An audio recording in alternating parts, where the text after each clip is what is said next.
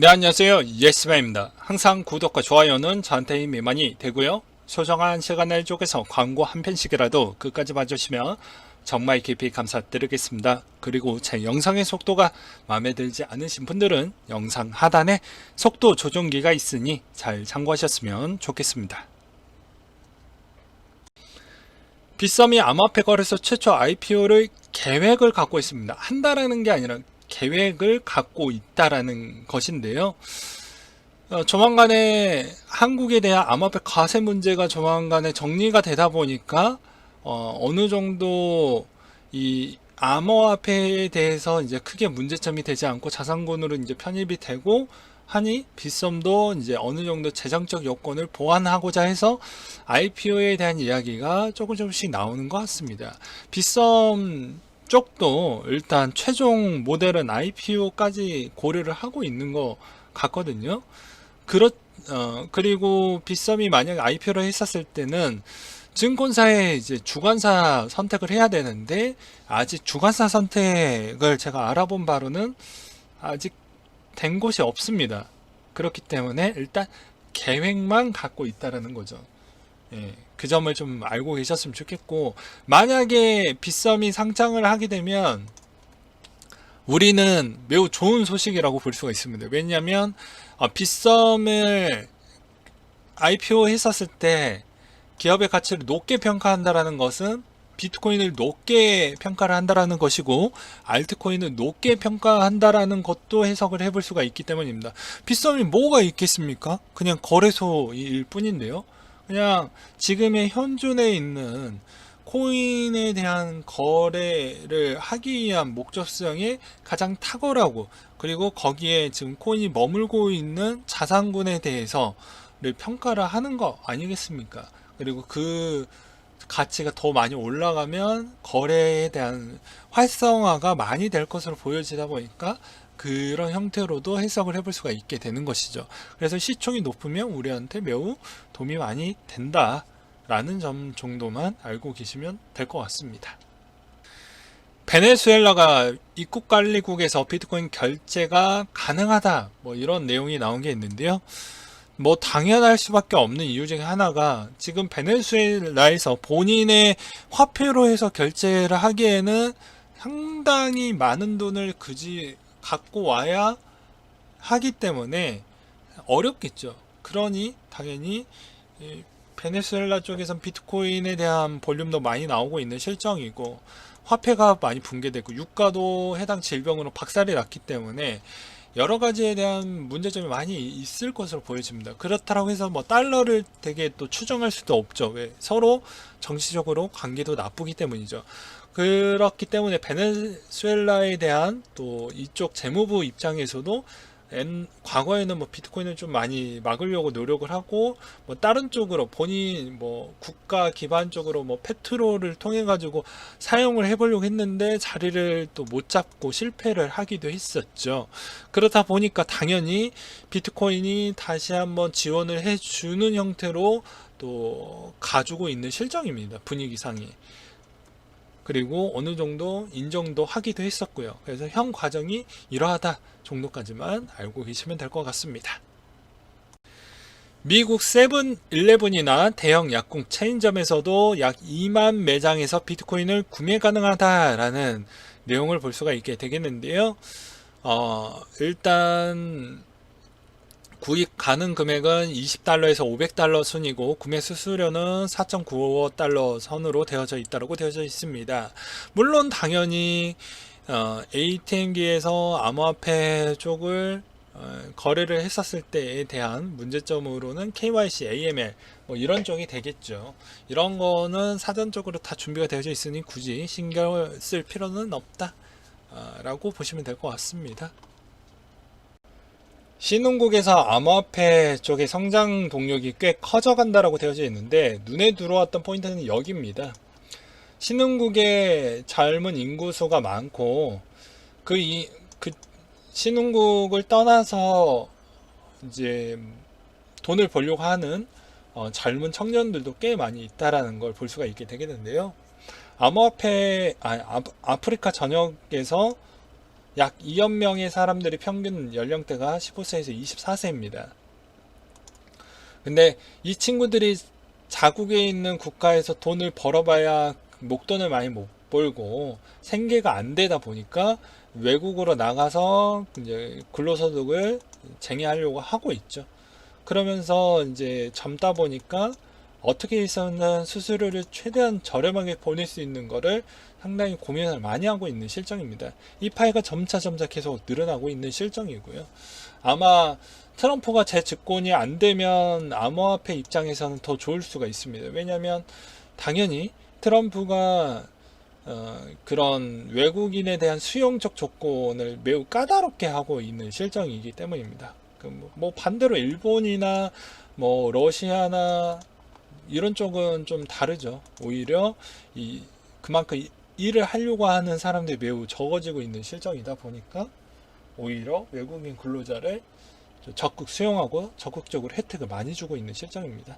앞으로 2025년 때가 되면 이쪽에 있는 수요도 뭐 쌩깔 수 없을 정도로 많이 늘어나게 될 것이다 라는 점을 좀 기억을 해 두셨으면 좋겠네요. KPMG에서 암호화폐 관리 플랫폼을 소개했다라고 되어져 있는데요. 암호화 및 디지털 자산에 대한 시스템 제어 및 프로세스에 대한 규제 문제를 해결할 수 있는 새로운 플랫폼을 출시했다라고 되어져 있습니다. 그러면서 이제 이런 프로젝트에 대한 설명도 밑에 눈에 들어올 수가 있게 되겠는데요. 이게 제대로 잘 구현화가 되고 잘 돌아간다라고 하면요.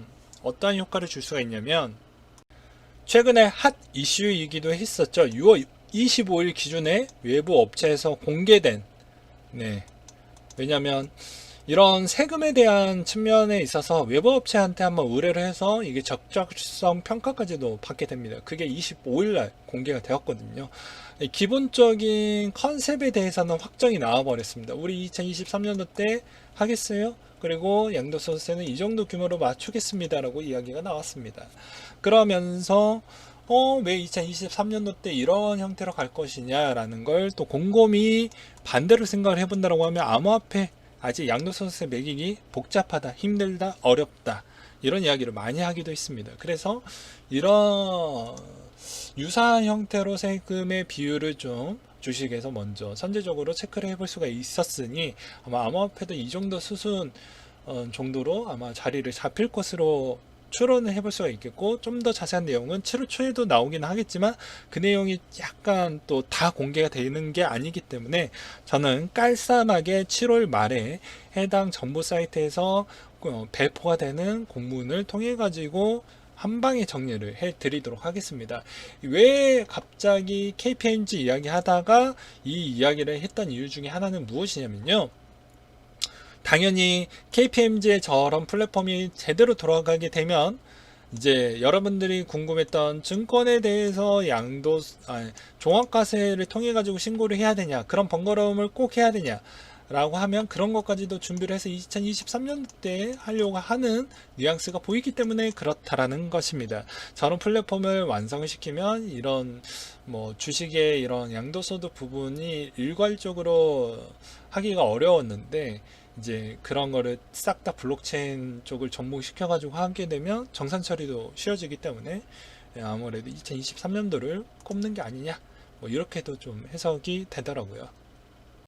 블록체인 플러스를 위한 텐센트의 투트랙 전략을 갖고 있다고 되어져 있는데 같이 한번 내용을 보도록 하겠습니다. 텐센트가 블록체인 기술에 관심을 두고 자체 연구를 시작한 건 2015년도 때이고요. 이제 중국 정부와 같이 해서 연구를 열심히 하고 있는 실정입니다.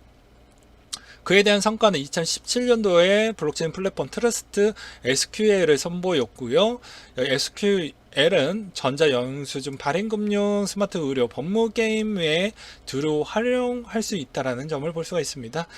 블록체인 백서를 또 보게 되면 여기에 있는데 뭐 이 내용에 있는데 이거 여러분들 또 너무 내용이 많고 하니까 굳이 제가 그냥 기사로만 설명을 드리는 부분이고, 대조를 했었을 때 뭐 큰 차이는 없었다 라는 점을 좀 알고 계셨으면 좋겠습니다. 그리고 금융의 플랫폼 위체인 구축에도 트러스트 SQL이 또 쓰였기 때문에 상당히 텐센트에 좀 많이 힘이 실어지고 있다, 뭐 이렇게 좀 해석을 해볼 수가 있게 되겠죠. 그리고 기존의 이제 서비스형 블록체인에 대한 이쪽도 상당히 힘을 많이 실어주고 있는 실정입니다. 그렇기 때문에 앞으로 여러 가지에 대한 민간 데이터 기반의 이제 블록체인 쪽의 성과도 조만간 나올 수가 있다라는 것이죠. 그게 이제 중국계 대기업 쪽에서 먼저 나올 수도 있습니다. 예. 그러면 우리한테도 매우 좋은 소식이기도 합니다.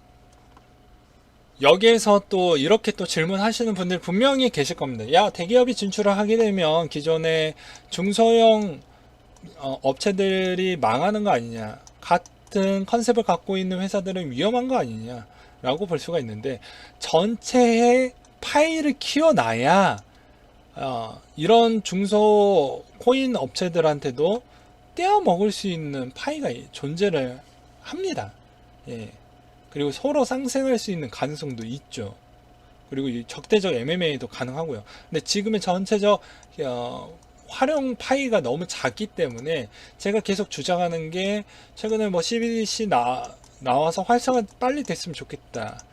그 이유도 어차피 얘네들 나와봐야 도매형이기 때문에 관심도를 빨리 끌어올릴 수가 있기 때문에 이게 암호화폐에 도움이 되고, 대기업이 빨리 됐으면 좋겠다라는 거는 CBDC는 소매형은 진출을 거의 안 하니까, 물론 특정 국가 제외하고 이야기를 하는 거고, 뭐 대기업 부분도 진출을 해도 다 여러 가지의 다망적인 부분을 다 하는 게 아니죠.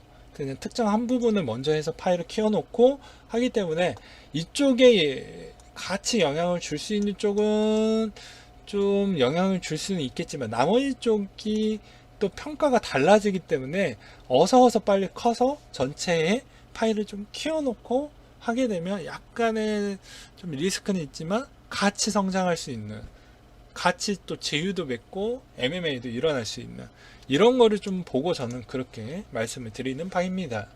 카카오 클레이튼이 파트너사에게 클레이를 지급한다라고 되어져 있는데요. 내용을 같이 한번 보도록 하겠습니다. 오지스에게 이제 클레이튼 생태계에 필요한 블록체인 기반과 프로토콜 모듈을 개발하고 있고, 그거에 대한 성과로 어느 정도 클레이를 지급을 해주겠다라는 형태인데요. 지급해주는 거는 상관이 없습니다. 근데 락업의 기간은 얼마만큼 주어질 것이고, 그 물량을 얼마만큼 줄 것인지에 대해서는 명확하게 아직 안 써져 있다라는 게 좀 아쉽다라고 볼 수가 있게 되겠고요. 그리고 만약에 이 물량이 락업이 없는 물량이라고 하면 또 시중의 물량이 많이 나올 수가 있으니 클레이에 또 영향을 줄 수가 있게 된다라는 점도 기억을 해 두시면서 보셨으면 좋겠습니다.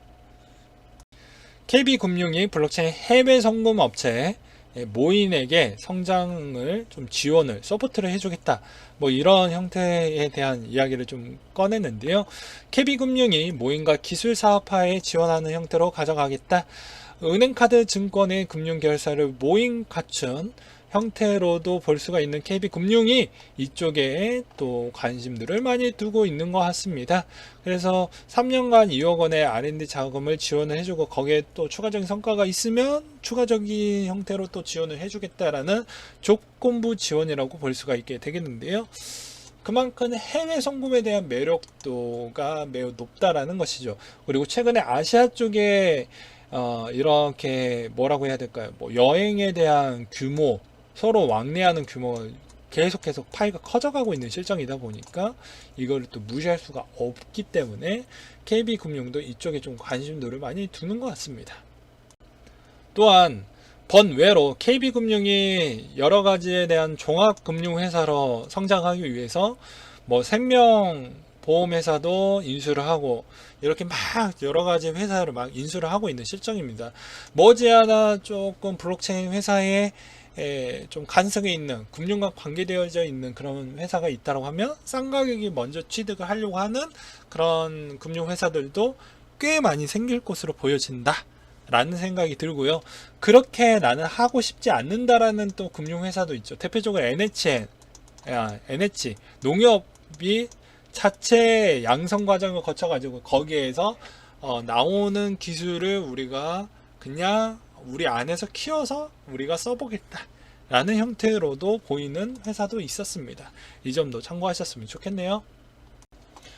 네, 최근에 비트코인에 대한 가격에 좀 많이 눌릴 만한 소재가 나왔던 이유가 채굴자들이 좀 많이 던지는 거 아니냐, 뭐 이런 이야기가 많이 나오고 있습니다. 네.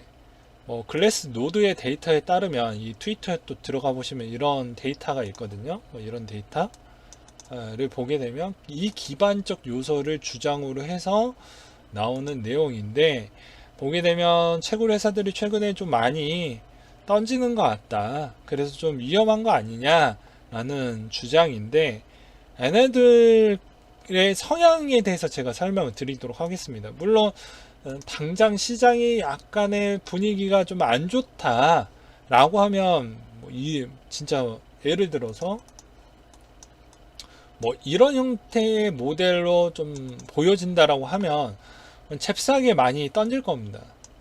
근데 그러지 않고 지금 횡보하는 구간을 보게 되면 채굴자들에 대한 물량을 많이 던져야 되는 목표 물량이 있는데, 이걸 나눠서 좀 던진다라고 보시면 될 것 같습니다. 왜냐면 본인들도 어차피 비트코인으로 먹고 살기 때문에 비트코인의 가격이 너무 많이 떨어지는 걸 별로 좋아하진 않아요. 그리고 서로 합심해 가지고 만약에 다 같이 던지면 어떻게 되는지 뻔히 알기 때문에 별로 좋아하지는 않고요. 물론 여기에서 꼬리가 많이 남기는 이유는 이거를 역발상으로 이용하는 파생에 대한 영향성에 더 이때다 하고 같이 눌려버리는 효과도 있기도 합니다. 근데 그것은 또 파생적으로 또 분석을 해야 되는 복잡한 부분이 있기 때문에 그냥 간결하게 제가 설명을 드린다고 하면, 채굴 회사들이 생각보다 멍청하게 한 방의 매물을 그렇게 크게 주진 않고, 적절하게 채굴 회사 안에 또 트레이더 분들도 있거든요. 조문을 하고 어느 정도 그 가격을 적절하게 좀 판매를 해서 좀 시장에 좀 그렇게 크게 영향을 주지 않을 만큼만 던진다라고 보시면 될 것 같습니다. 이 말이 잘 들어보면 또 XRP 이야기와 좀 비슷하지 않습니까? XRP, 즉 리플사가 시장에 충격을 주지 않을 만큼 우리가 퍼센티지만큼 던진다 라는 주장과 비슷할 수가 있게 되겠는데, 이거는 좀 의무감이 있다고 하지만 채굴 회사들도 트레이더 조문을 좀, 그러니까 많이 구해보고 많이 시장 안 좋으면 그런 거에 대한 뭐 의무감은 없으니 뭐 이렇게 또 크게 한 방에 또 나올 수도 있습니다. 근데 웬만해서 그렇게 시장이 안 좋은, 추세가 안 좋은 정도가 아닌다라고 하면 쪼개서 좀 팔려고 하는 그 형태가 있다. 안 그랬으면 거래량에서 티가 많이 났었을 텐데 그러지 않았기 때문에 이 점도 좀 볼 수가 있게 되겠죠. 그래서 종합적으로 제가 설명을 드리는 바입니다. 네, 오늘은 여기까지 준비를 했고요. 항상 여러분들한테 힘이 되고 도움이 되는 예스맨이 되도록 하겠고, 이상으로 마치도록 하겠습니다.